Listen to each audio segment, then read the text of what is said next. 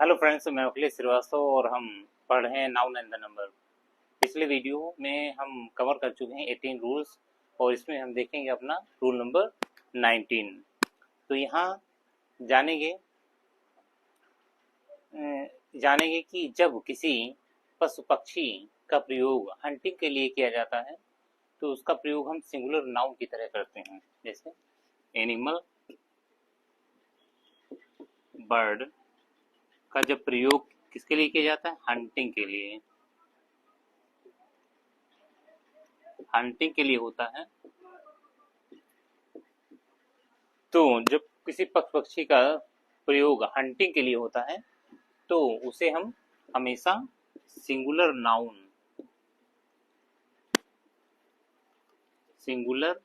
Noun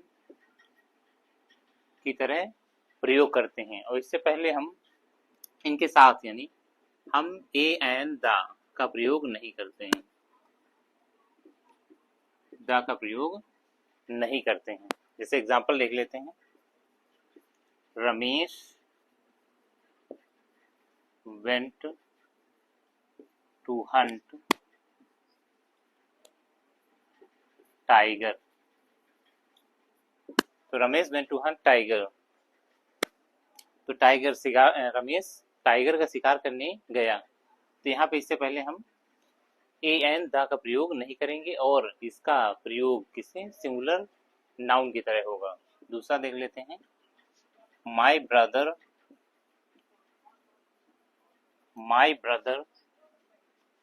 wanted to shoot bird. तो यहाँ पर भी बर्ड के पहले हम ए एंड द का प्रयोग नहीं करेंगे, उसे सिंगुलर नाउन की तरह ही प्रयोग करेंगे। और प्रयोग करते किस लिए नहीं है कि वो शिकार करने के लिए जा रहा है ना। और वो किसका शिकार करेगा या कितने पशु पक्षी का शिकार करेगा ये तो उनको पता नहीं होता।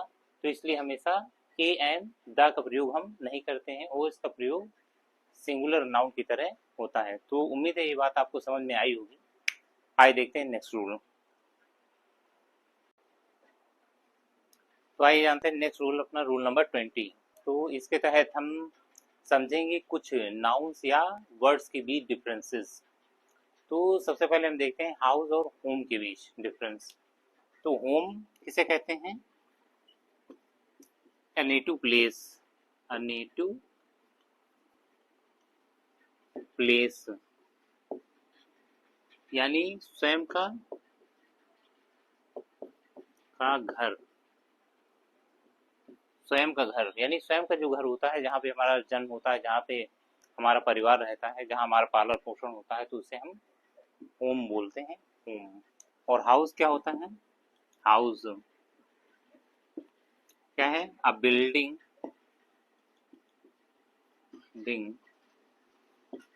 टू लिव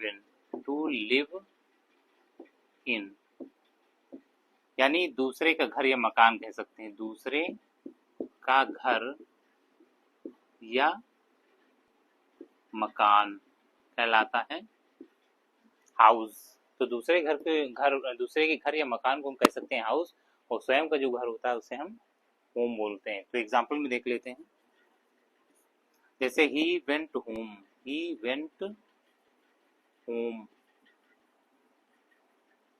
वह घर गया। तो कहने का मतलब है यहाँ पे वह स्वयं के घर गया, है ना। तो उसे हम कह सकते हैं ही वेंट होम। और होम के पहले किसी प्रीपोजिशन का प्रयोग हम नहीं करते हैं। दूसरा हम देख लेते हैं। जैसे my home town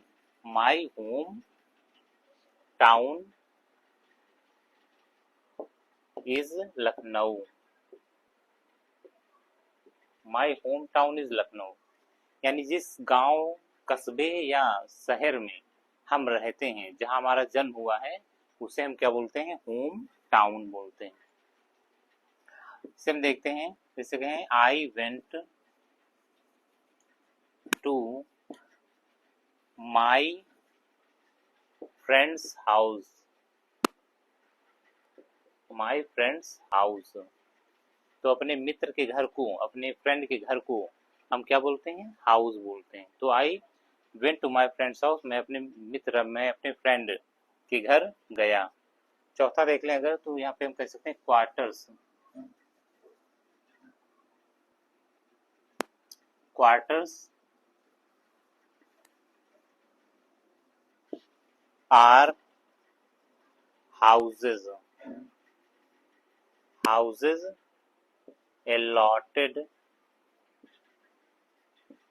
allotted to us for a definite period,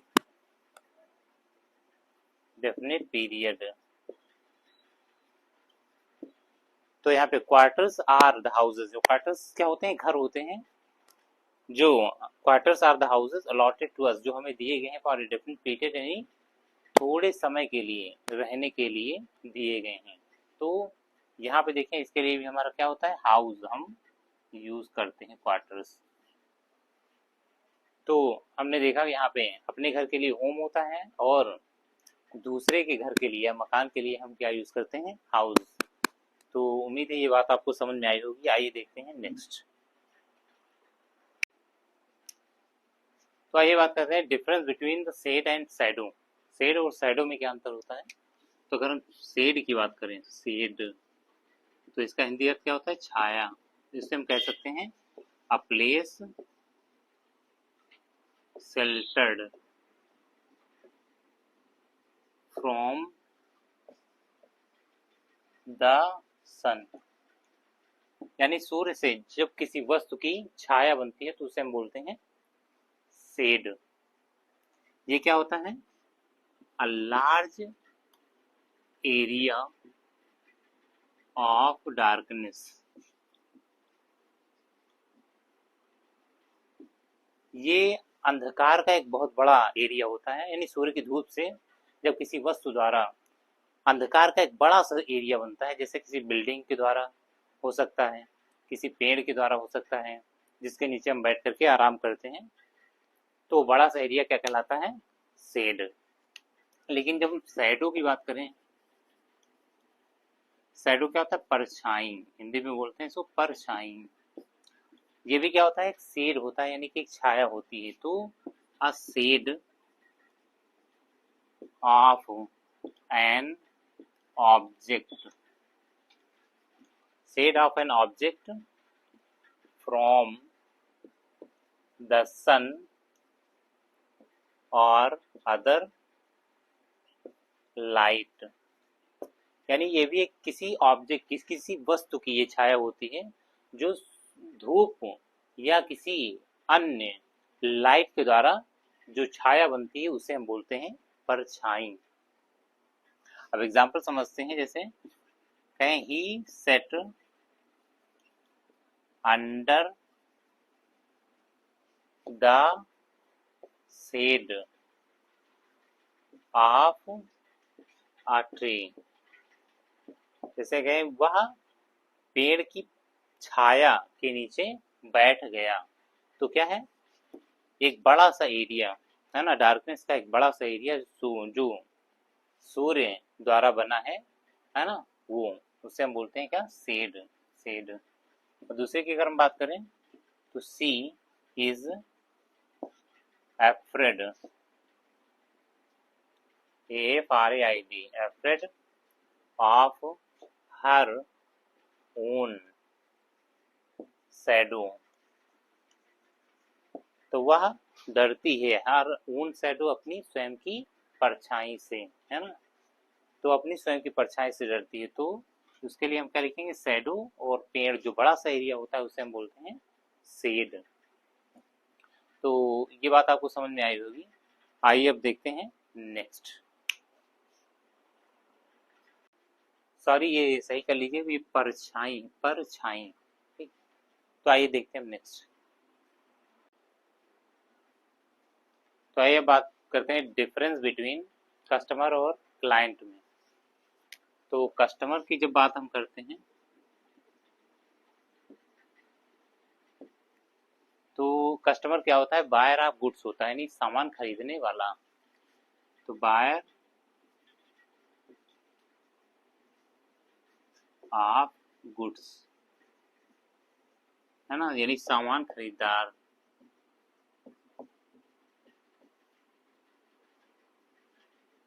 सामान खरीदार यानी सामान को जो खरीदता है दुकान से वो कहलाता है कस्टमर। लेकिन क्लाइंट क्या होता है? क्लाइंट जो होता है वो सर्विस का खरीदार होता है, यानी सेवा लेता है। तो यहाँ क्या हो जाएगा? इसे हम कह सकते हैं buyer of service. Buyer of service यानी सेवा खरीदार, यानी जो सेवा प्राप्त करता है उसे हम बोलते हैं क्लाइंट। तो एग्जांपल में देख लेते हैं। आप shopkeeper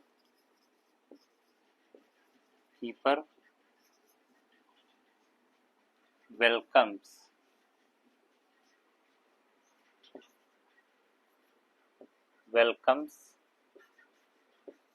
his customer with smile. यानी एक शॉपकीपर, एक दुकानदार जो होता है, दुकानदार वेलकम स्वागत करता है अपने कस्टमर का, स्माइल के साथ स्वागत करता है। अगर क्लाइंट की हम बात करें तो हम कह सकते हैं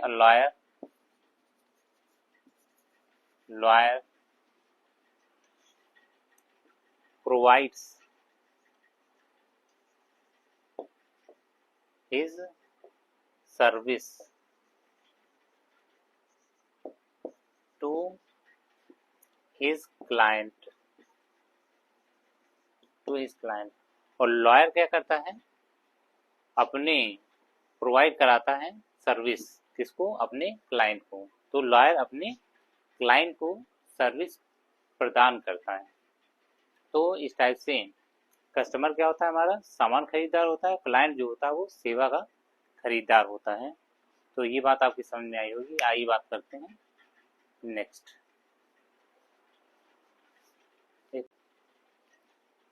तो आइए बात करते हैं फ्रूट की, फल की। तो यहाँ पे फ्रूट,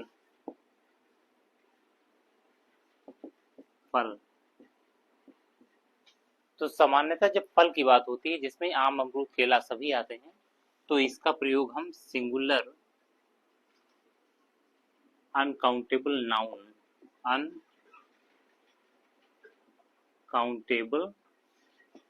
नाउन की तरह करते हैं। यानी जब सामान्यतः फल की बात होती है जिसमें आम, अमरूद, केला सभी आते हैं, तो इसे हम सिंगुलर अनकाउंटेबल नाउन की तरह फल को हम प्रयोग करते हैं, यानी फ्रूट को प्रयोग करते हैं। और यहाँ पे ए, एन और द का प्रयोग नहीं होता है और ना ही एस या ई एस का प्रयोग होता है। इसे एग्जाम्पल समझते हैं। Ramesh does not eat fruit. Ramesh फल नहीं खाता है। तो यहाँ फल यानी सारे फलों की बात हो रही है। आम, अमरूद, केला यानी कोई भी फल वो नहीं खाता है, तो इसलिए यहाँ पे हम यूज करेंगे यहाँ पे फ्रूट, केवल फ्रूट। दूसरा देखें तो कह सकते हैं fruit is beneficial, FICIAL, beneficial to health. Beneficial to health यानी फल स्वास्थ्य के लिए लाभदायक होते हैं। तो यहाँ भी हमारा क्या होगा? फ्रूट होगा, जहाँ सारे फलों की बात होती है। अगर हम दूसरा देखें नोट में, तो अगर फलों के प्रकार की अगर बात आती है ना, फल के प्रकार, जैसे फ्रूट में अगर हम काइंड्स ऑफ फ्रूट की बात करें, काइंड ऑफ फ्रूट की अगर हम बात करें, तब क्या होगा? तब इसके साथ में हम ए, एन और द का प्रयोग कर सकते हैं और एस या ई एस का प्रयोग भी हो सकता है। तो हम काइंड ऑफ फ्रूट की अगर बात करेंगे तो हम ए एंड द का प्रयोग भी कर सकते हैं और एस का प्रयोग भी इसके साथ में कर सकते हैं, यानी इसे प्लूरल बना सकते हैं। तो जैसे हम बात करें, एग्जाम्पल देखते हैं, तो कहेंगे Apple, Apple is a fruit. Apple यानी सेब एक फल है, तो यहाँ पे हम ए ऐड कर सकते हैं इसका, इसके साथ में। दूसरा अगर देखें तो हम कह सकते हैं देयर आर many fruits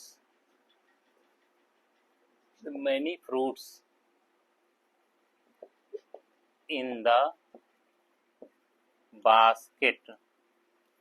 तो टोकरी में बहुत से फल हैं, तो यहाँ पे हम एस भी ऐड कर सकते हैं, यहाँ पे एस भी लगा सकते हैं। तो ये हमारी जब काइंड्स ऑफ फ्रूट की बात होगी तो ए भी लगा सकते हैं और उसके साथ में एस या एस भी हम ऐड कर सकते हैं, यानी उसे प्लूरल बना सकते हैं। तो आगे देखते हैं फ्रूट का प्रयोग हम और कैसे कर सकते हैं। अब यदि फ्रूट का प्रयोग फल या परिणाम के रूप में होता है तो फ्रूट, तो इसका अर्थ यानी परिणाम या रिजल्ट के अर्थ में जब इसका प्रयोग होता है तो इसके साथ में हम एस का प्रयोग करते हैं और इसके साथ में प्लूरल वर्ब का प्रयोग होता है, यानी प्लूरल वर्ब का प्रयोग होता है और यहाँ एस लगाते हैं। तो एग्जाम्पल देख लेते हैं, the fruits of labour, the fruits of labour never go when. तो परिश्रम का फल कभी नहीं बेकार जाता है या व्यर्थ जाता है। तो यहाँ पे हम क्या प्लूरल वर्ब का प्रयोग करेंगे। दूसरा देख लेते हैं, the fruits of labour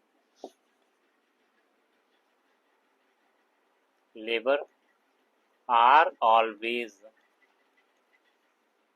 sweet, यानी परिश्रम का फल हमेशा मीठा होता है। तो ये बात आपको समझ में आई होगी कि अगर फ्रूट्स का अर्थ यदि परिणाम में रिजल्ट होता है तो उसके साथ में हम प्लूरल वर्ब का प्रयोग करते हैं। तो आइए अब देखते हैं नेक्स्ट डिफरेंस। तो आइए अब देखते हैं लुक का प्रयोग, लुक LOOK। तो जब लुक का प्रयोग देखना या निगाह डालना होता है, देखना या निगाह डालना, निगाह डालना होता है, तो इसे हम सिंगुलर काउंटेबल नाउन की तरह प्रयोग करते हैं। सिंगुलर काउंटेबल नाउन,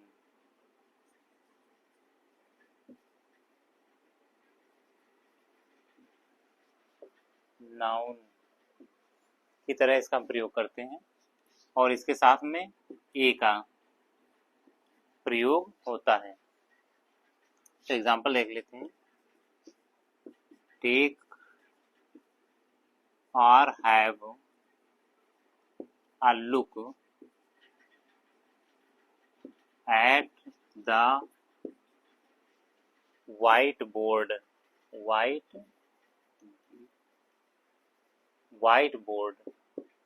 तो टेक या have a look at the whiteboard, यानी व्हाइट बोर्ड की ओर देखो या निगाह डालो। दूसरा एग्जाम्पल हम देख लेते हैं इसका, तो let me have a look at her, मुझे उसकी ओर देखने दो या निगाह डालने दो, तो यहाँ पे अ लुक का प्रयोग होगा।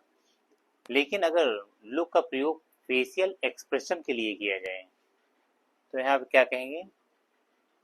Facial expression, facial expression, EXPRESSION, चेहरे का भाव,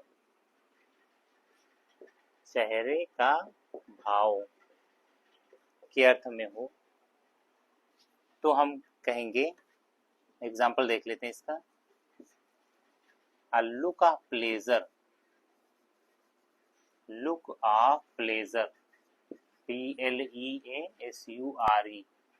look of pleasure never comes to her face, यानी आनंद का भाव, लुक मीन्स भाव, यानी आनंद का भाव उसके चेहरे पर कभी नहीं आता है, यानी आनंद का भाव उसके चेहरे पर कभी नहीं आता है। यानी जब हम किसी से कोई बात कहते हैं तो उसको क्या, उसके चेहरे पर कहा जाती है मुस्कुराहट, है ना।